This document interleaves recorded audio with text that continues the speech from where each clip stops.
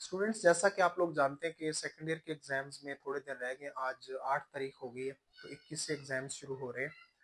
तो बहुत सारे स्टूडेंट्स बहुत सारे सवालात पूछ रहे हैं रिगार्डिंग सेकेंड ईयर बायोलॉजी की प्रिपरेशन के कि किस तरह से तैयार किए जाए। देखिए बच्चों, आपको 7-8 छुट्टियां आ रही हैं एनुअल एग्जाम में।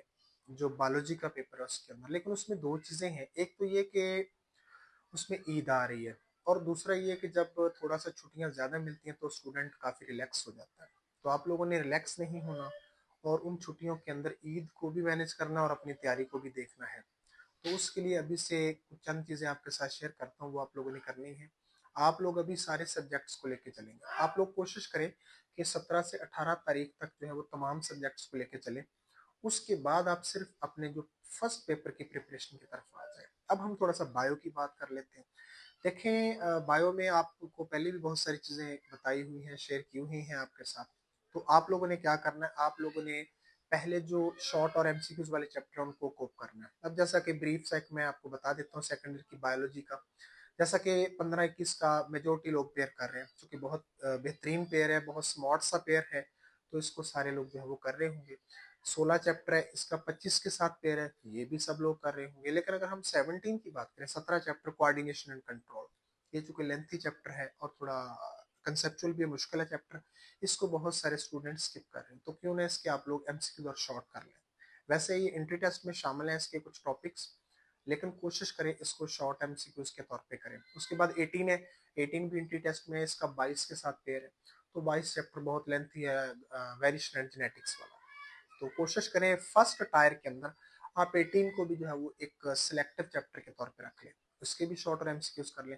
फिर 19 चैप्टर उसका 23 के साथ पेयर है, ये पेयर भी नॉर्मल है, दोनों चैप्टर नॉर्मल है, कोई लेंथ ही नहीं है।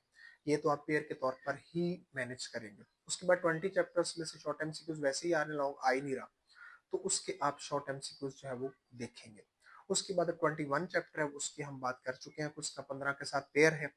उसके बाद अगर हम बात करते हैं 22 चैप्टर, उसको भी फिलहाल आप लोग जो है वो शॉर्ट और एमसीक्यूज के पॉइंट ऑफ व्यू से देखें। हालांकि वेरिएशन एंड जेनेटिक्स जो चैप्टर है, ये लॉन्ग का चैप्टर भी है और ये एंट्री टेस्ट में भी शामिल है। लेकिन फर्स्ट टाइम में कोशिश करें कि आप इसको शॉर्ट एमसीक्यूज के तौर पे करें, और बाकी फिर इसको सिलेक्टिव पेयर के तौर पे इसमें से 6-7-8 जो इंपॉर्टेंट लॉन्ग बनते हैं वो आप लोग कर सकते हैं। बाकी इसकी मैं आप लोगों के साथ जो है वो एक लिस्ट भी शेयर करूंगा जो मैं आपको बता रहा हूँ। उसके बाद अगर हम 23 चैप्टर की बात कर रहे हैं, ये हम लॉन्ग के तौर पे कर रहे हैं, इस चैप्टर को आप लॉन्ग के तौर पर ही देखेंगे।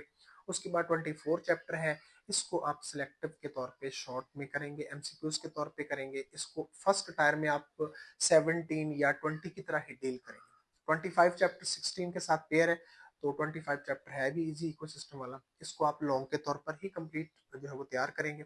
26 और 27 में से लॉन्ग आ ही नहीं रहा, उसके एमसीक्यू और शॉर्ट ही आप लोग करेंगे। बाकी बच्चों, अपने टाइम को और अपने टोटल कंटेंट्स को आप लोगों ने मैनेज करना है और इनको डिस्ट्रीब्यूट कर लेना है कि मेरे पास कितना टाइम है और कितने कंटेंट्स है। और सबसे अहम चीज ये आपने ख्याल रखना है कि कौन सा कंटेंट आपको कितना आता है। जो कंटेंट आपको अच्छे से तैयार है, रिवाइज उसको भी करना है, लेकिन उसको कम टाइम देना। और जो कंटेंट थोड़ा कच्चा है अभी, जिसके ऊपर आपने कंसंट्रेट करना है, फोकस करना है, उसको जरा ज्यादा टाइम देना। बाकी 3 पेयर आप लोगों ने बिल्कुल 100% करने हैं।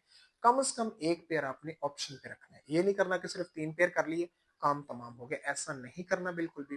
आपने 3 पेयर पक्के करने हैं, उसके बाद चौथे पेयर को भी जो है वो कैडर में स्लॉट में रखना है कि अगर उन 3 पेयर्स में से कोई क्वेश्चन ऐसा आ जाता है जो आपको प्रॉपर तरीके से नहीं आता, तो फिर आपने चौथे पेयर को ऑप्शन के तौर पे रखना है।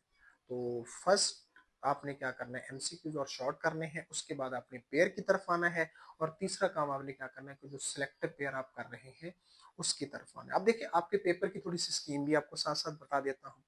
17 एमसीक्यूज हैं, जब आप पूरे बुक के एमसीक्यूज कर लेंगे तो आपके 17 मार्क्स जो है वो पक्के हो जाएंगे। कोशिश कीजिएगा कि मैक्सिमम जो एमसीक्यूज कीजिएगा। 5 ईयर पेपर से वैरायटी ऑफ जो हेल्पिंग बुक्स है वहां से भी आपको वैरायटी मिल जाएगी एमसीक्यूज की, ताकि आपका कोई एमसीक्यूज गलत ना हो। फिर इसी तरह शॉर्ट आंसर क्वेश्चंस हैं, उनको भी कोप कीजिएगा। अब देखिए, 17 मार्क्स आपने एमसीक्यू से पक्के कर लिए, और 22 मार्क्स जो है 22 शॉर्ट क्वेश्चंस के 44 मार्क्स जो है वो आपके इनके पक्के हो जाएंगे। फिर लॉन्ग रह जाएंगे 24 मार्क्स के, वो अलग से एक पॉइंट है। अगर आप एमसीक्यूज और शॉर्ट जो है अपने पक्के कर लेते हैं, तो आपके मैक्सिमम जो बायोलॉजी के पेपर के मार्क्स हैं वो कवर और कोप हो जाते होते हैं। तो आप जितनी अच्छी सेकेंड ईयर की बायोलॉजी की तैयारी करेंगे उतना ही आपको एंट्री टेस्ट में भी फायदा रहेगा। फिलहाल आप लोग सेकेंड ईयर पे फोकस करेंगे, अपने सेकंड ईयर को अच्छे से करेंगे, यही चीज आपको एंट्री टेस्ट में भी फायदा देगी, यही चीज आपको ओवरऑल एग्रीगेट में भी फायदा देगी। बाकी इस तरह की अपडेट्स और हेल्प और गाइडलाइंस बच्चों आपको मैं इंशाल्लाह टिल एग्जाम्स और एंट्री टेस्ट तक जो है वो वाया वीडियोस प्रोवाइड करता रहूंगा। अल्लाह हाफिज।